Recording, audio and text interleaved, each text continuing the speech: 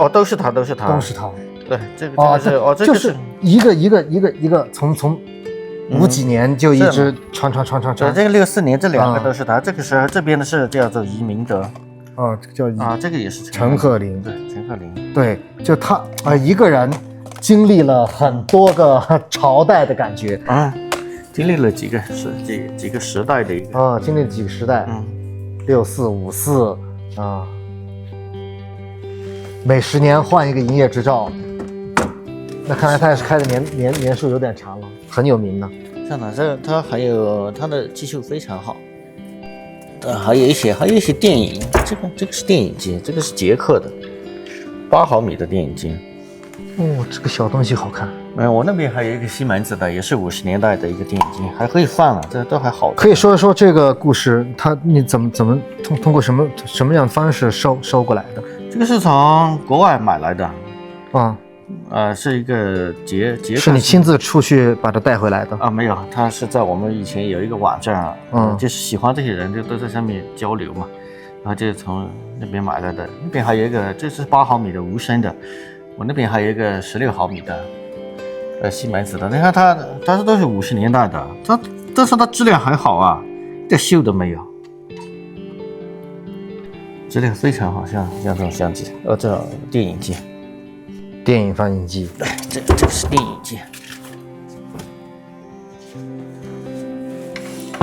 看一下它的那个西门子，德德国人做的东西也不得了。西门子。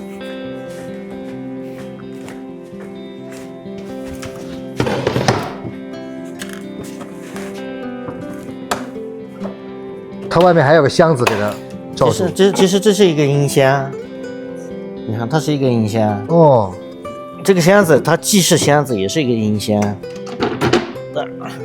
整体是像这种，这就是西门子的电影机了。它是像这种打开，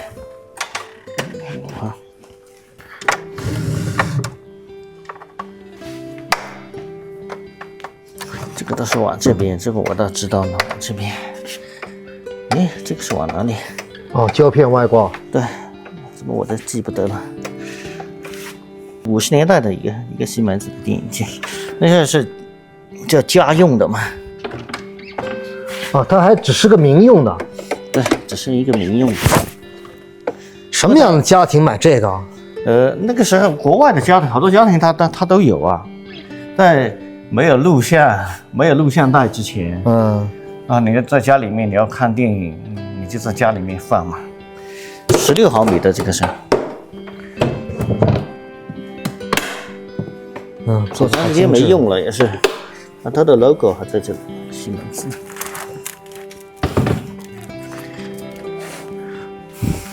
这本小相册我们家也有。这个都是照片，那照片我有上万张吧。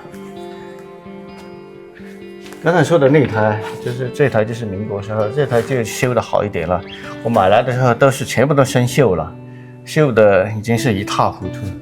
那我就把外壳打磨一下，用它原来的那种锤纹漆重新上漆。连漆都是仿照之前那种纯纹。也是它原来那种样子嘛，漆。像潜伏里面，收音机就有点像这种了。这就是个老药柜了。这个是药柜。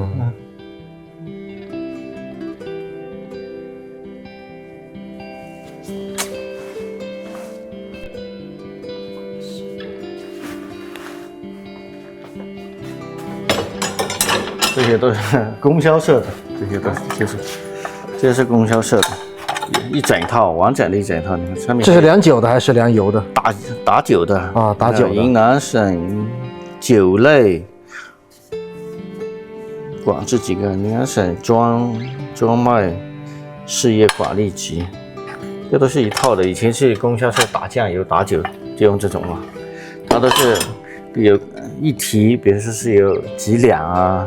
是很完整的一套的，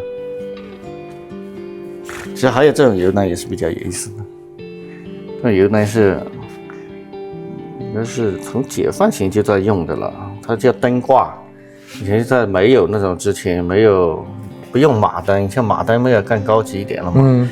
像八角楼有一篇课文嘛，就是毛主席在八角楼上真的，写字的那个8角楼上的灯光，好像我记得里面的那个油灯就是这种了啊。这个适合在室内，室外就吹了没灯。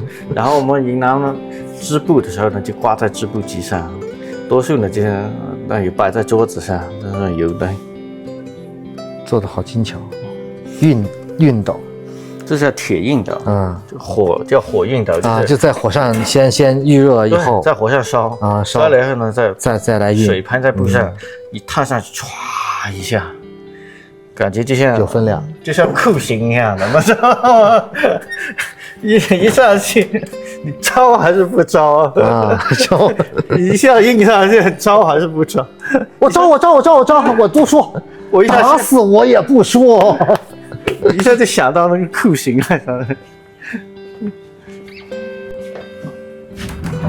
你看这个门，这就是老的门了。但是我在改造这里的时候，我就叫那个木匠，这个我收了一道门，我说你就用那种最老的那种方式给我安上去。下面不是有一个门就有一个洞吗？有个洞，两边有个细。对，然后你打开的时候要有听到那种门响的。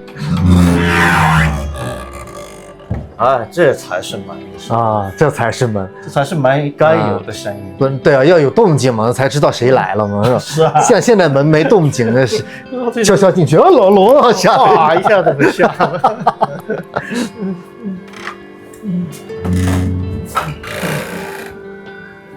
我们先说一下其他的嘛。像这画也是一个老的画嘛，我估计可能是应该是哪一个人他画，肯定是画他们家的人这个。是某一个人，他80年代的一幅画，可能是画他的女儿吧。这个小姑娘呢，到现在应该有，好像也40-50岁了吧，40来岁了。这也是85年的时候，我们在那个时候我们非常重视，当然现在也重视了那个精神文明建设了嘛。所以哪一家如果被评为文明之家，就要发一个奖状。你看，这是我们一些市委，一些是人民政府规格很高啊，还盖着大印就哪一家人2个单位的大印都在上面，对吧？这是政府市委党委政府的大印啊，规格很高。哪一家如果是得到这个奖状啊，那是很荣耀的一个，很荣耀。后来他就遗弃了，因为不需要了，时代过去了，是吧？这是民国时候的一个地图，民国时候我们云南的一个中学的地图。你看这里面有昭通中学、启敬中学、昆华中学。它只是个中学的地图。对，中学的地图。来顺势。那昆华中学当时它的管辖，它的招生范围就在这一片，到陆倩、武定、昆阳，澄江，滇池，这里是滇池，然后到就是像我们玉溪中学，它的招生范围都招到陆良了，那个时候。现在这边是属于昆明的了，他当时这叫法属阿南越南了嘛，那个时候它是法国的殖民地，法属阿南，英属缅甸，你看缅甸还是英国人管，还是英国的殖民地呢，英国的殖民地呢，那个时候普洱中学它的招生范围它都招到版纳了，就是很有意思的一个地图啊，确实有意思。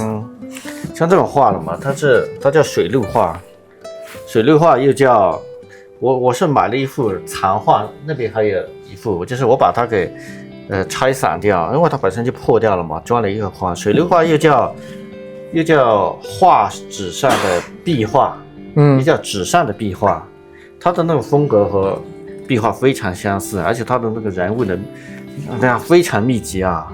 然后这里就有几匹马了，1匹、2匹、3匹，然后有几个人呢？1、2。我看这幅，这别墅是像这幅，也是很有意思的一种艺术方式。你看，当然这里1、2、3，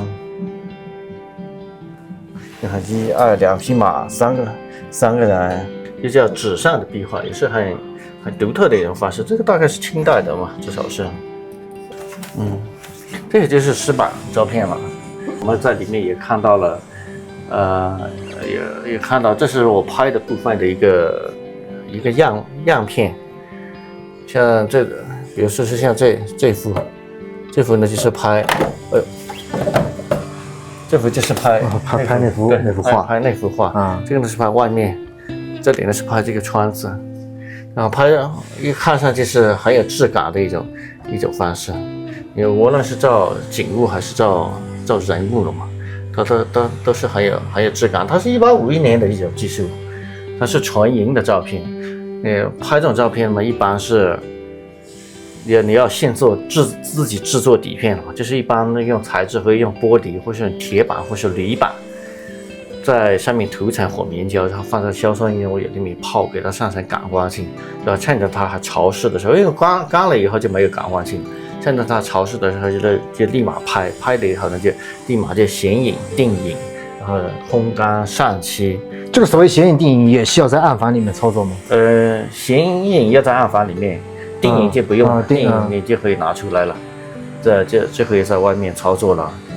但是它是一种这种摄影方式呢，它最大的特点就是它是一种很真实的一种记录方式，因为它不能 P 图，不能美颜，即使是在胶片的时候，它都会对胶片底片进行修饰，会把照片修得很好看。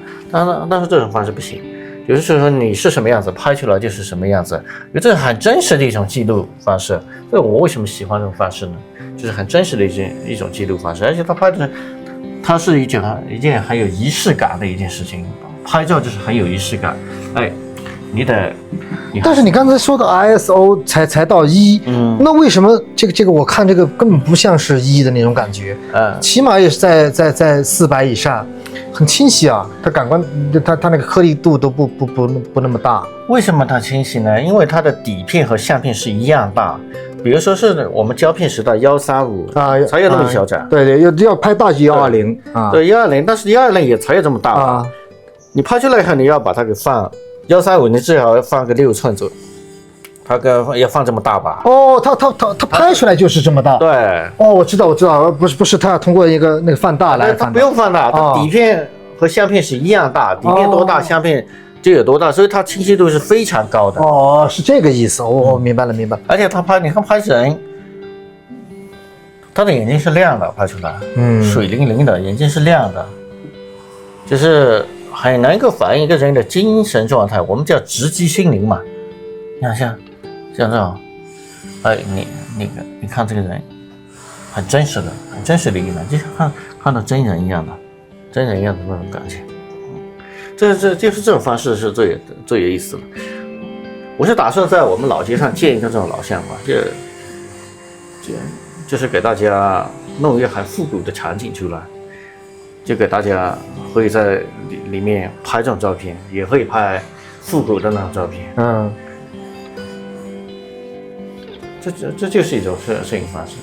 小调，一点面子也不留，这草包到底是新疆还是新湾？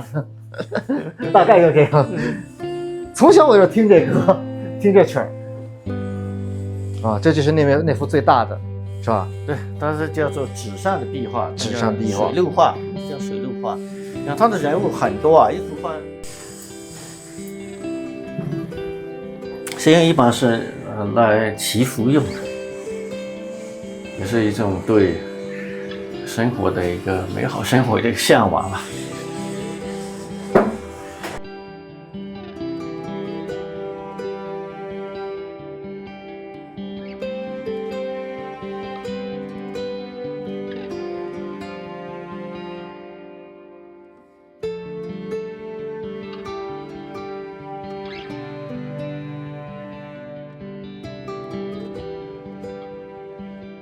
这是日本人找的了。这个是日本人找的，这个是你小三回来的。